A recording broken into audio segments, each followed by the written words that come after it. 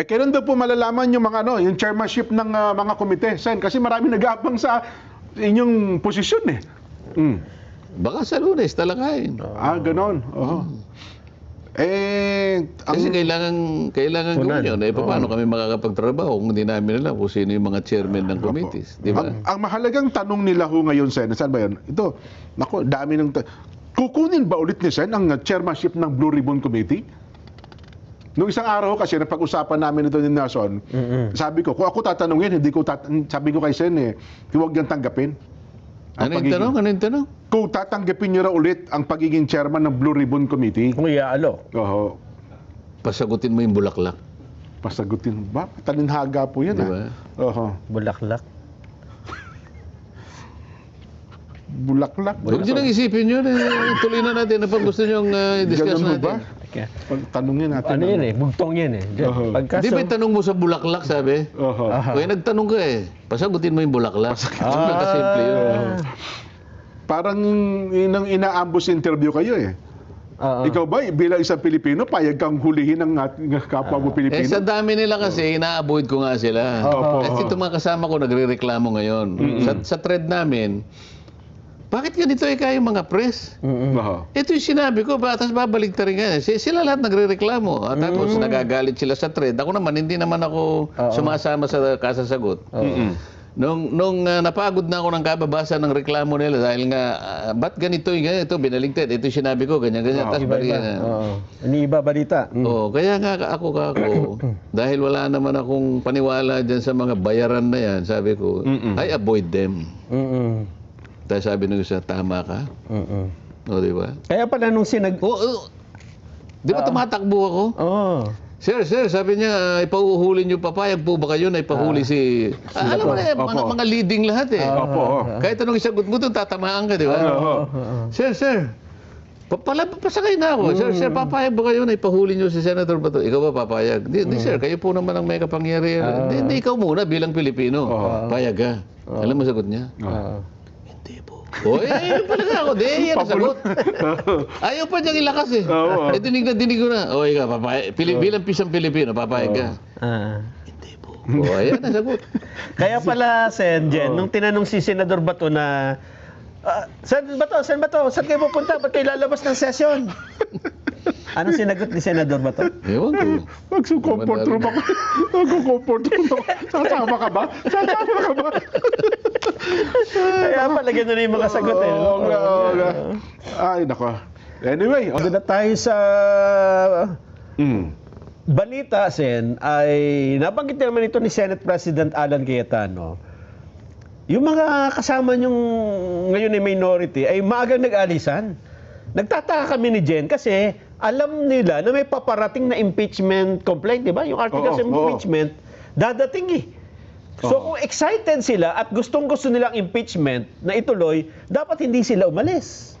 Ito yung pagtanggap pa lamang, pagtanggap ng articles of impeachment. Hindi, ayan yung dumating Kaya nang dumating ito, tapos na yata yung Hindi, bago maputuhan.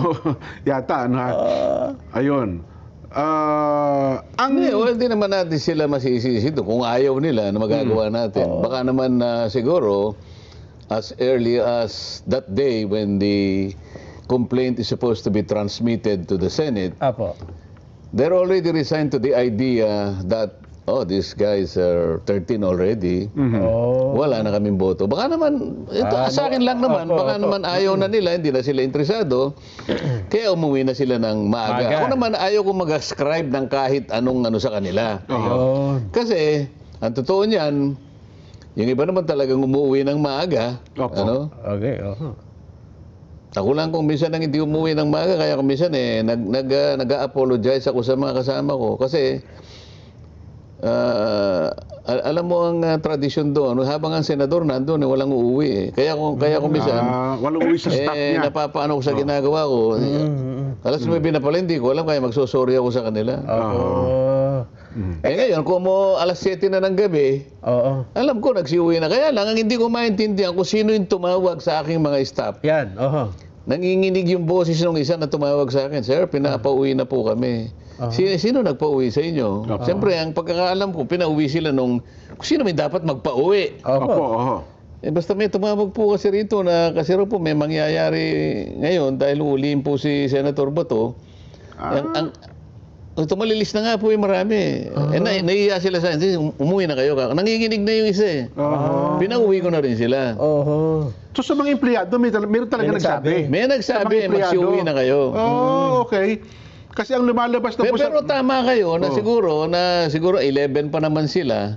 Pero man lang isa o dalawa na gano'n man lang na bilang tingnan natin kasi articles of impeachment, nagtawag kami mahalaga ng ito eh. caucus. Hindi ko lang alam kung yung caucus sinabi ni Alan kung kasama sila. Pero pwede naman eh. All Senators Caucus nga daw po eh. Wala naman kaming...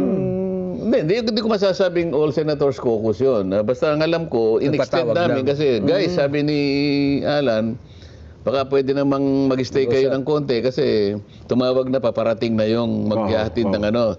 Tinawag nga niya yung opisyal namin, yung asawa ni George Garcia ng COMELEC.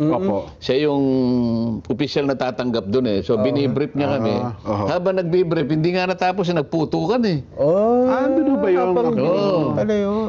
Ang Ang akala naman kasi ang lumabas po ngayon sa mga report ay sinabihan daw yung 4 na kasama yung senador na umalis na kasi nga may mangyayari. Parang nakatanggap daw ng paunang tip kaya nagmamadali daw. Opo. Yung 4 sa yung mga nasa kabilang side kaya nagalisan. Sino tinawagan sa amin? Ayun nga rin po sa inyo, yung nireklamo nga po ng mga kasama ninyo, ba't sa amin niya wala man lang nagsabi? Bakit yung... Wala nga.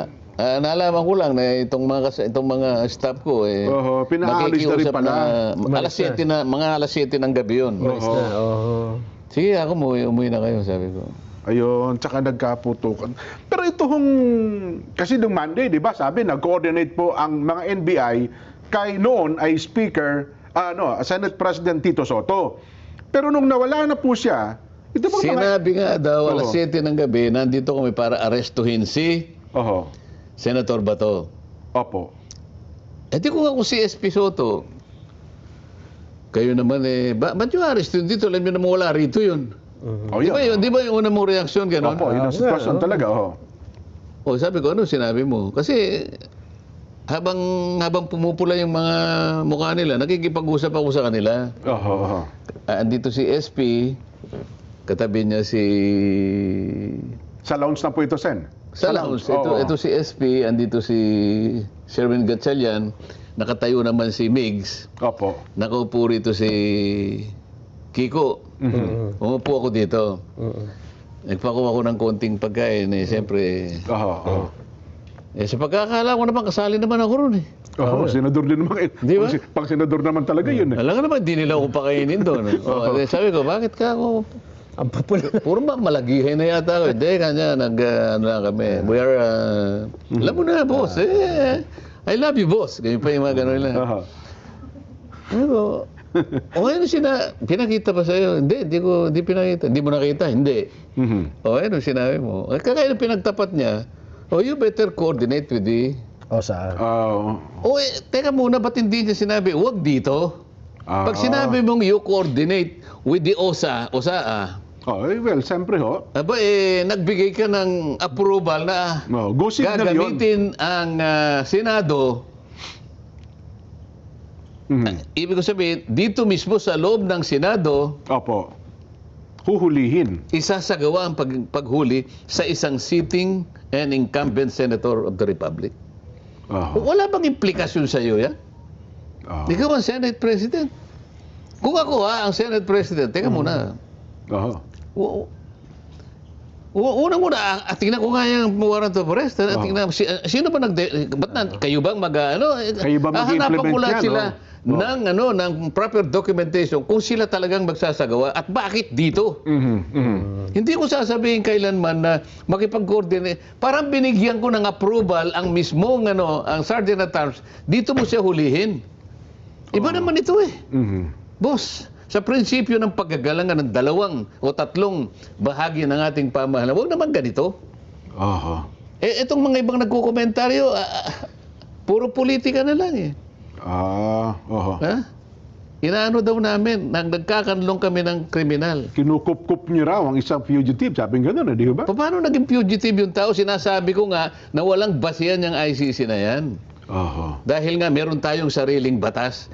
Ibig mo bang sabihin, sa nakikinig lahat sana yung mga gumagawa ng mga komentaryo, lalong-lalo na yung retired justice ng Korte Suprema, no? Napakagaling ng tao na yan eh. Opo. Tatanong ko lang sa kanya ganito, ikaw ba naniniwala na ang Philippine Supreme Court ay mas mababa sa ICC? Oh, yan. Oh. Sagutin mo. Mhm. Kaya niya ba sagutin yun? Ay, tsak, hindi po. Oh. Hoy, Mhm. baka hindi mo alam. As of May 26, 26 na ba ngayon? Ano ba na ngayon? Ano pa? 15 15 pa lang pa lang, pala. 15. As of whatever. May 15. Kasusweldo lang namin, Sen. Kaya matatanda mo. Ano? Oo. Kasusweldo mo lang? Kasusweldo lang po namin eh. Oo, kaya alam ko po itong araw na ito eh. Oo. Kasusweldo mo lang? Yes po. Yes po.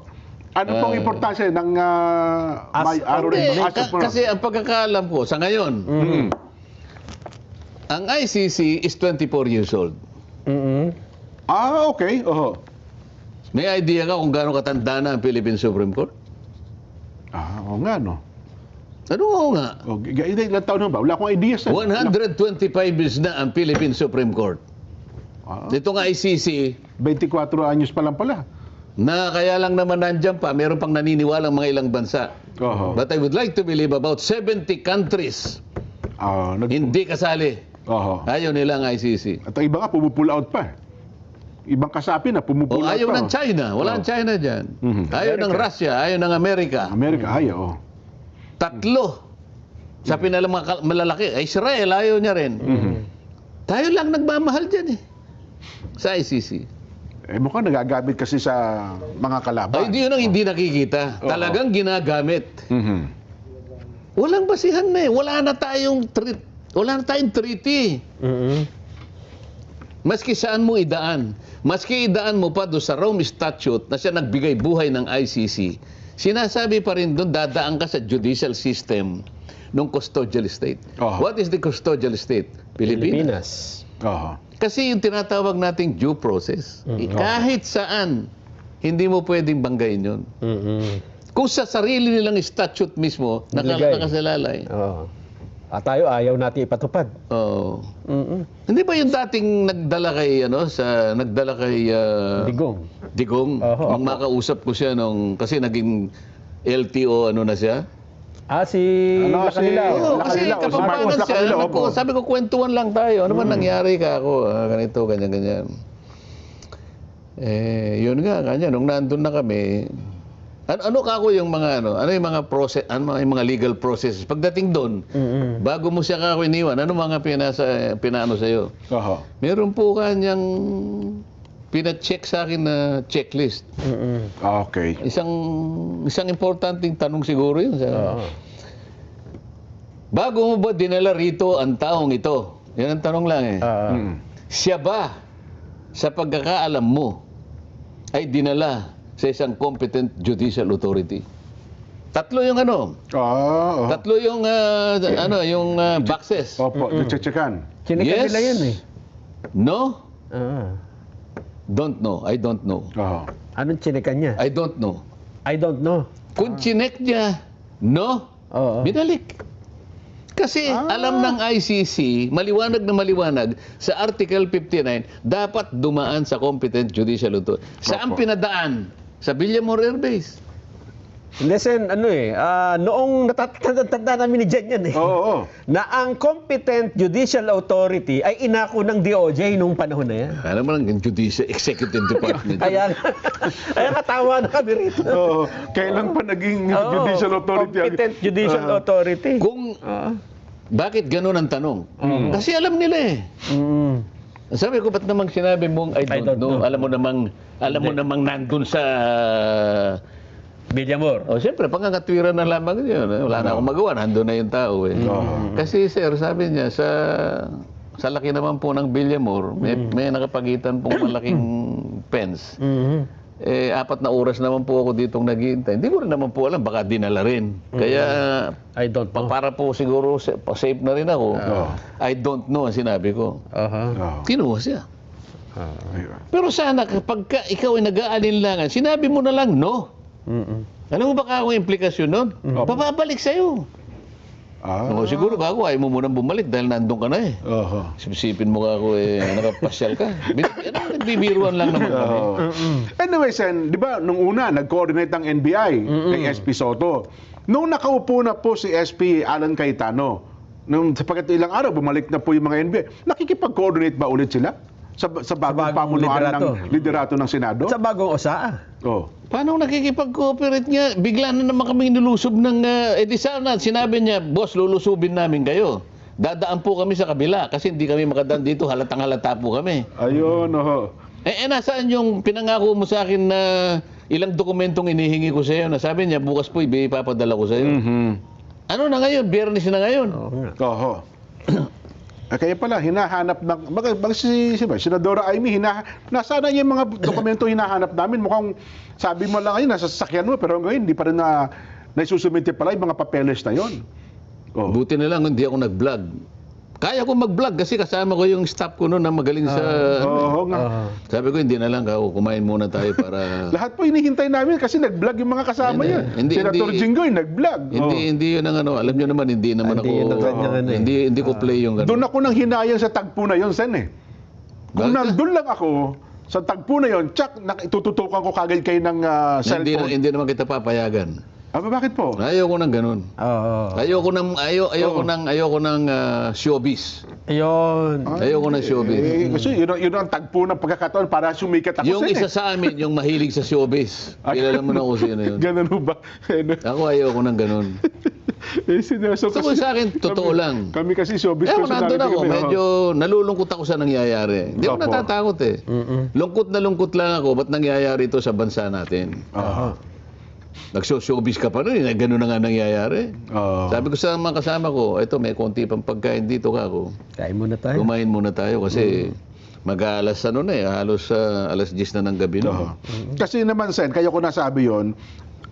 Sa gabi na yon, ilang araw, may higit ata sa 1,000 text ang tinanggap ko. Kamusta si Sen? Nasaan si Sen? Ano nang nangyayari kay Sen? Dahil lalo na kay Sen. Oo. Siguro ang daming Aakyat tumatawag na ba sa kami inyo? sa Senado? Kukunin, puproteksyonan ba namin si Sen? Ganun po.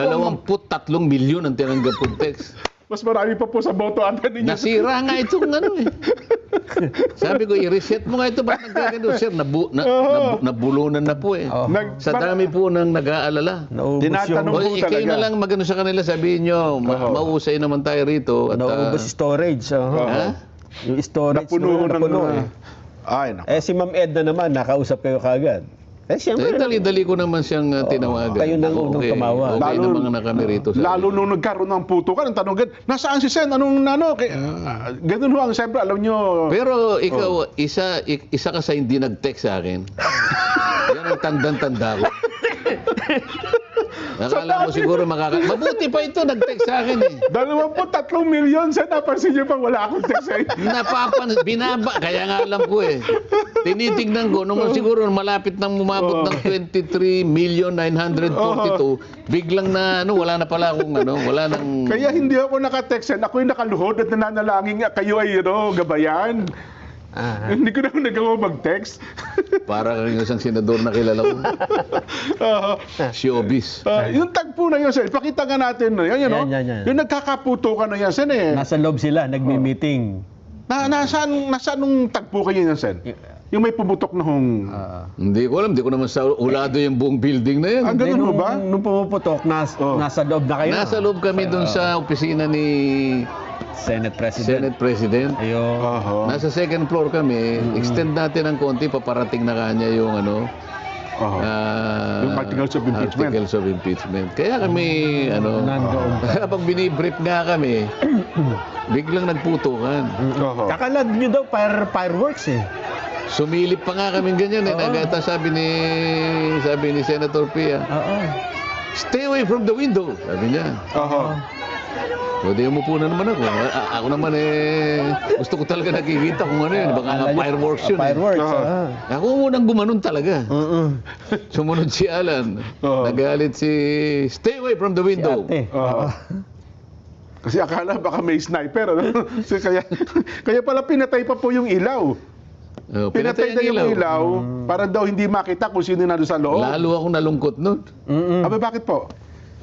Sus Mario, sabi ko nga sa iyo malungkot ka na at nangyayari sa bansa mo, tapos sasamahan po ng papatay mo pa yung ilaw. Dinalo kung mawala na.